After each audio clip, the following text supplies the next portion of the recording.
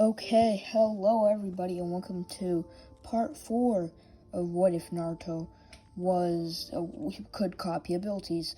Now, before we start, I do want to say that I am very grateful for all the support you've been showing. I mean, I can't describe the feeling of doing the thing you love and having people just support you doing that. It's just such a great feeling. And also, please do subscribe before you watch the video. It really does mean a lot to me when you subscribe. Just seeing that, just seeing every time I see I got a new sub, it just makes me so happy. So if you want to support me, please do that. If you got a second account, sub from there too. But yeah, enough talk. Let's get started with what if Naruto could copy abilities. So we start off with the final stage of the Chunin exams. Now, Naruto, if you don't know, is completely OP at this point. And yes, he did watch Hinata and Neji fighting, so he has in fact copied Neji's and Hinata's entire Hyuga fighting style.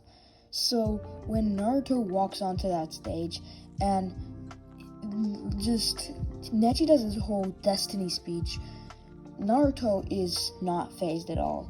And the instant Neji with his Byakugan notices that Naruto is very confident, and even after the speech, his confidence is just unchanged.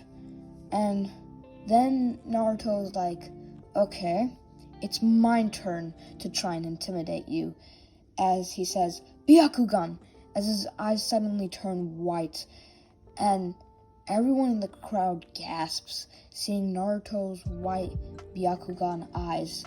And this is the most shocking to Team 7. Sakura, Sasuke, and Kakashi watching the fight are this both answers a bunch of questions and raises a bunch of new ones. Because, as you know, Sasuke was wondering how he got the Sharingan. And how Naruto got the Sharingan. But now, seeing that Naruto also developed a Byakugan right after seeing another Byakugan user, Sasuke is pretty confident in the fact that he has now knows what Naruto's ability is. Although this does raise a bunch of new questions for Sasuke as well. Anyways, Neji just jumps back, seeing Naruto's sudden, seeing that Naruto just activated the Byakugan. And Neji's no matter, as long as you don't know how to use it, and even if you did know how to use it, you wouldn't be able to beat me. But Naruto's we'll see about that. And he takes a perfect stance, as Neji kind of gets surprised, but he's no matter, I'm still better. And as he rushes in, he's immediately stunned to realize that Naruto is incredible at the Hyuga fighting style. He can do literally everything that Neji can do, and even more actually, because Naruto had not only seen Neji, but he had also seen Hinata. And over the 1-month training break, he had also spied on the Hyugas a little bit to just get better at their fighting style. So Naruto was almost better than Neji at the Hyuga at his own fighting style, which is the ultimate Uno reverse card. But it's just Neji is shocked at Naruto's pure skill. He has the sort of mastery that would be developed over years and years of hard work, but Naruto just seemed to have it just naturally out of nowhere, as if it was given to him. And Neji was not so eager to give up. He kept fighting, and eventually he got the upper hand. And he said 8 trigrams, 64 palms, and started absolutely destroying Naruto with a billion palm thingies or whatever he does. And as Naruto fell to the ground, Neji watched and smiled. But then, Naruto poofed into smoke. As the real Naruto stood behind Neji, Naruto had his Byakugan deactivated, and he said, "Listen, Neji, do you want me to go easy on you? Will you surrender now? Or do you want to, do you want me to go hard on you and you have a chance of dying?" As Neji's like, "Ha, as if you could even beat me." And Neji rushed towards Naruto like at incredible speeds, but Naruto completely dodged out of the way. And this time he had the Sharingan activated, but he made sure not to let anyone see that. And then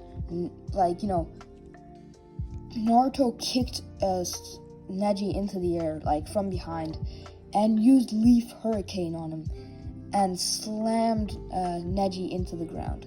But Neji was pretty strong, and although he was incredibly surprised at how Naruto had learned Leaf Hurricane, before he could even get up, Naruto was blasting a huge fireball in Neji's direction.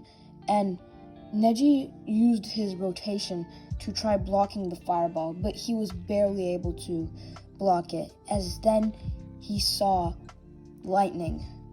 And the lightning in Naruto's hand, the Chidori, as Naruto dashed at Neji, and Neji was barely able to dodge, as Naruto put a deep cut into the side of Neji's chest, and Neji realized Naruto wasn't even trying. That Chidori, he wasn't even trying to hit Neji, and Neji could have easily died there. And then it happened. Naruto used the Headhunter Jutsu to pop out of the ground, kind of like he did in the original fight of Naruto versus Neji, where he popped out of the ground and uppercutted Neji. He does exactly that and completely knocks Neji out. Except this time Neji is in a lot more critical condition. So yeah, Naruto wins his fight easily. Everything else goes the same, including the Gaara versus Sasuke fight, with Sasuke stabbing Gaara through the shoulder with his newly learned Chidori. And as Gaara, tries to escape, Naruto pursues them, along with, of course, Sasuke. Now, Naruto does set up at least 10 clones to go and look around the area, just keep an eye on everything that is going on while he tries to take care of Gaara. So when he finally catches up to Gaara and takes care of Kankuro and Tamari and all of that stuff, he is Gaara is already in his mostly transformed state, and Naruto, after almost easily destroying that state, his taijutsu power is a lot stronger than half transformed Gaara. He's a lot stronger. If a bunch of clones, normal Naruto could beat that Gaara, then so can this Naruto. So anyways, Gaara transforms fully into his Shikaku state, where he, falls asleep and Shikaku completely takes over. And Naruto's just I feel like it's a good time to use my newly learned jutsu. So he summons Gamabunta, and Gamabunta, seeing Shikaku, is an interesting opponent. In this fight, Gamabunta doesn't have to use the combined transformation and transform into Kurama.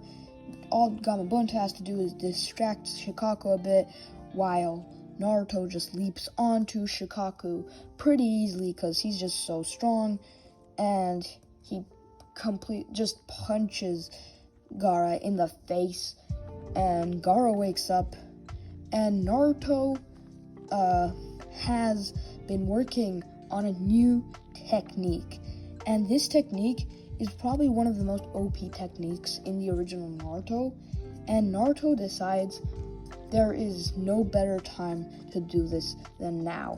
And as Naruto opens his eyes, as Gaara opens his eyes, lying on the ground, he looks up, and after weaving hand signs, Naruto says, "Secret technique, talk no jutsu."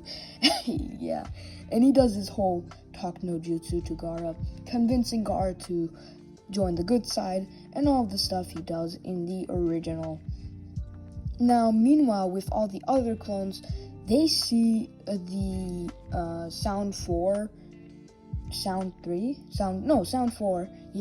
put up the 4 thingy seal barrier, the one that they put around Orochimaru and Hiruzen so that nobody can interfere.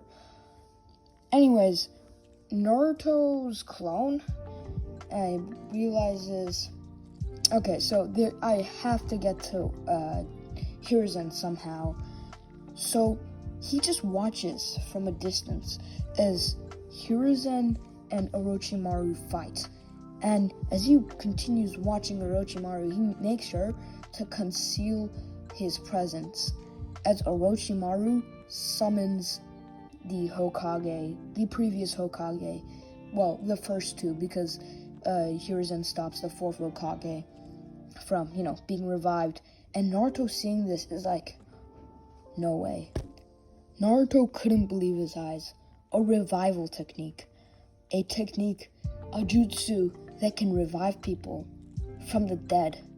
He had to, use this jutsu. But when he tried to use it, he realized something.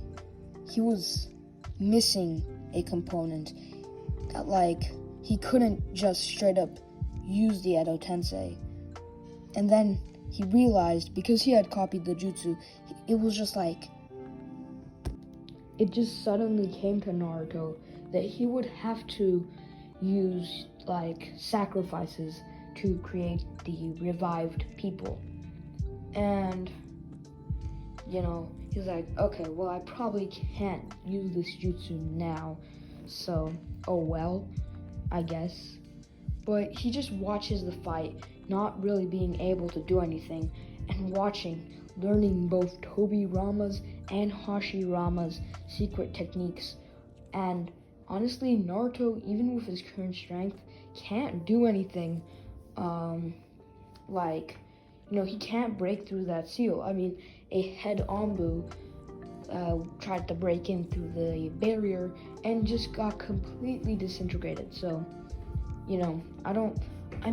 Naruto's probably as strong as, or probably stronger than that person, but he can't break through the barrier.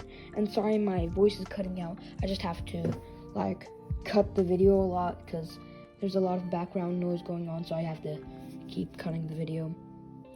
Anyways, so Naruto watches learning the techniques of both the first and second Hokage.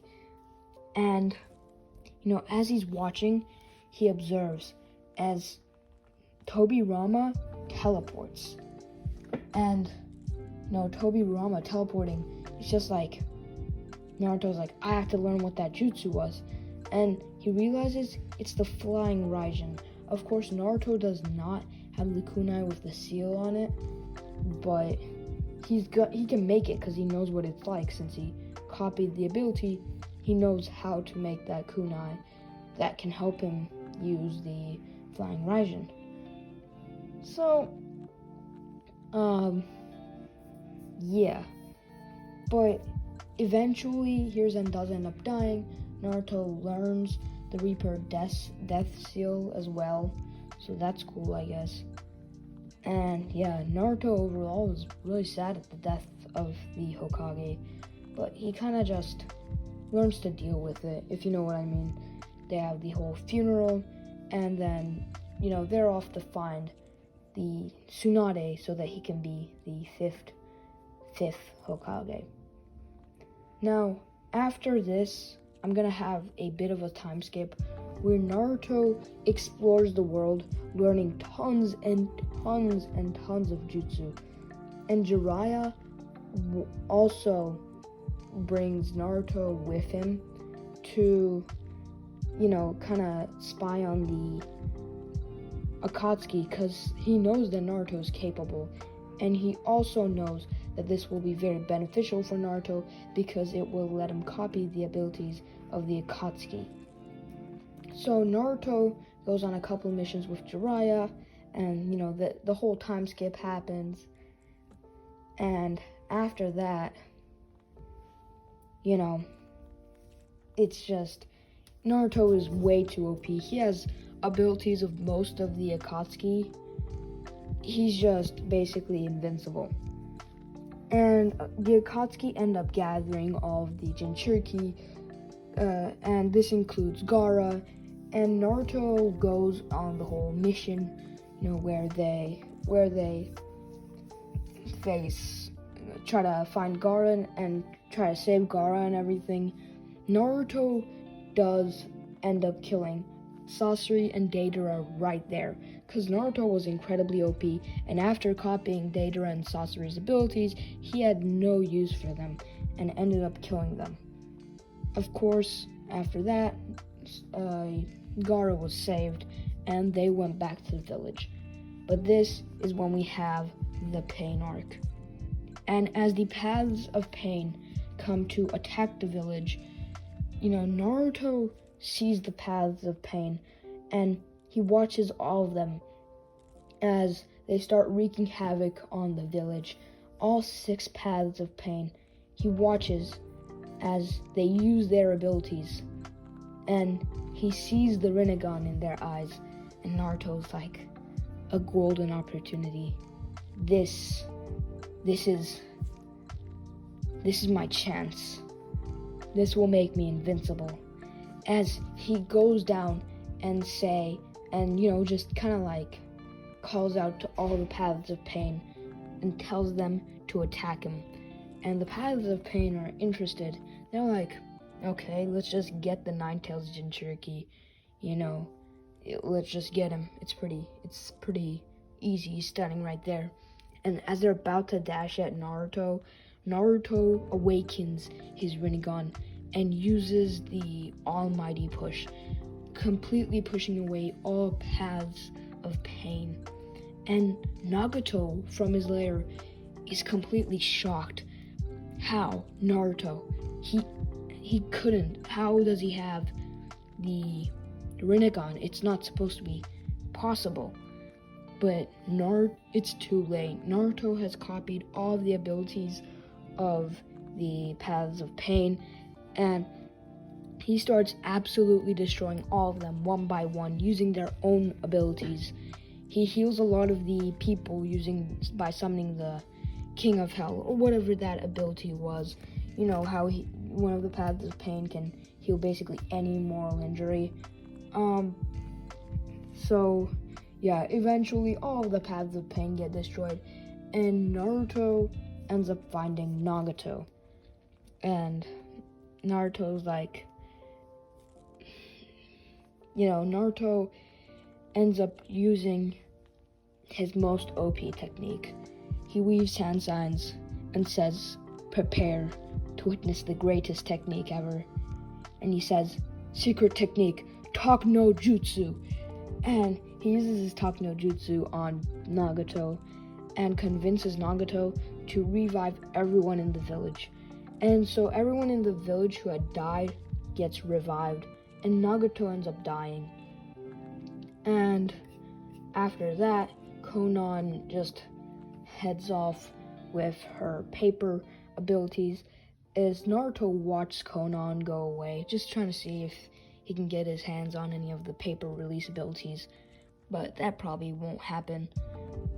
Anyways, everything after that kind of goes the way it does in canon. Obito does end up succeeding in Kabuto revives Madara, and Obito brings the Ten Tails back to life by merging all of the tailed beasts chakra, and Madara ends up absorbing the Ten Tails within himself. I'm not gonna have the whole Obito thing happen because I don't feel like going over it, So Madara just straight up takes the entire 10 tails into himself. Now this is when things get crazy, because Madara has the 10 tails, and that's really not an ability. Just being the Jinchuriki is not really something you can call an ability. So any Kekkei Genkai, any jutsu that Madara uses, Naruto can do too, but Naruto can't just make himself Naruto can't just make himself the Jinchuriki of the 10 tails. So this immediately gives him a, disadvantage against Madara. But as everyone starts to fight Madara starts revealing a bunch of his techniques. Like, he starts using Limbo, and he starts using the Lightning Release, I think it was called. So he starts using all of his abilities, and Naruto uses all of his abilities back at him. And with Sasuke gaining his new Sage of Six Paths power Rinnegan, Naruto literally copies that Rinnegan. So Naruto has Naruto has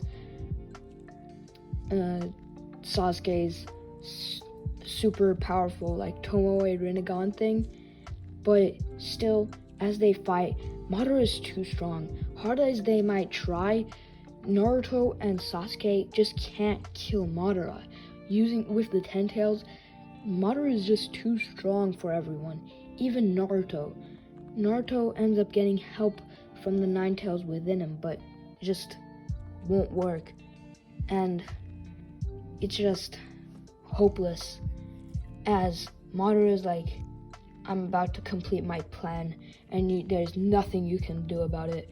As he levitates into the sky, rips off that piece of thing that sticks out from his head, because he became the 10 tails Jinchuriki. If you know what I'm talking about, you know what I'm talking about. It's not really important. As he looks up to the moon and awakens his Rinne Sharingan.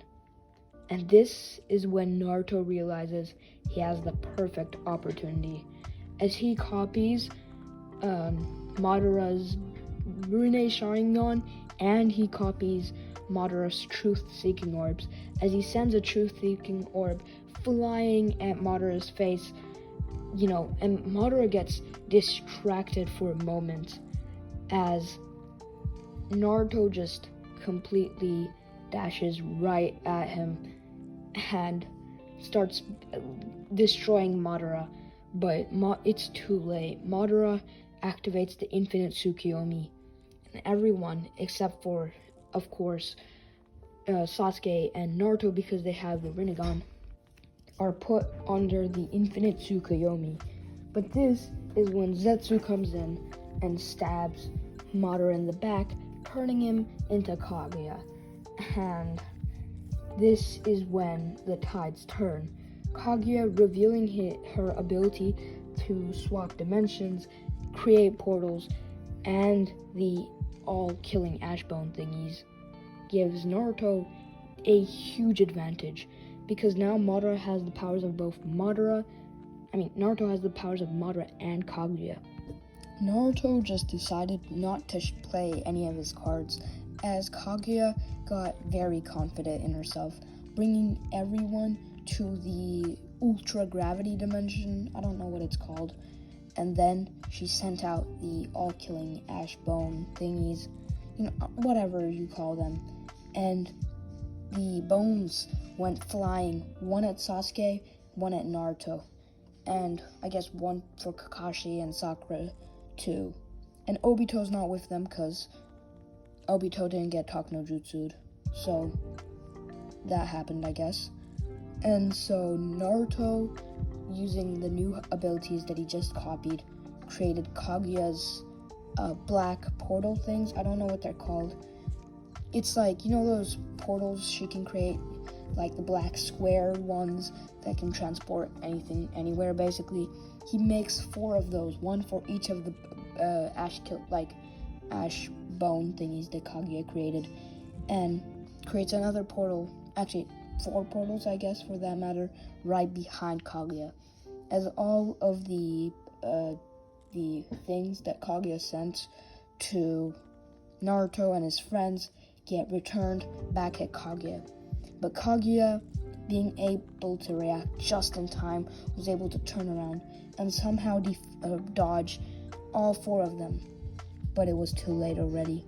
Naruto had sent one of his own from behind Kaguya, and it hit her as Kaguya started disintegrating into ash. But Naruto and Sasuke were gonna play it safe. So I'm just gonna say, like, Sasuke definitely got the Sage of Six Path Power, but for Naruto, I'm just gonna say he somehow got it too. Maybe he copied Sasuke's, something like that. And so they use the seal on Kaguya, sealing her away. And after that, Naruto becomes the Hokage, I guess, having saved the village, and honestly being so, like, OP that, like, he probably just passed the Chunin exams that time anyway, kind of like Shikamaru did. So, yeah, that's all.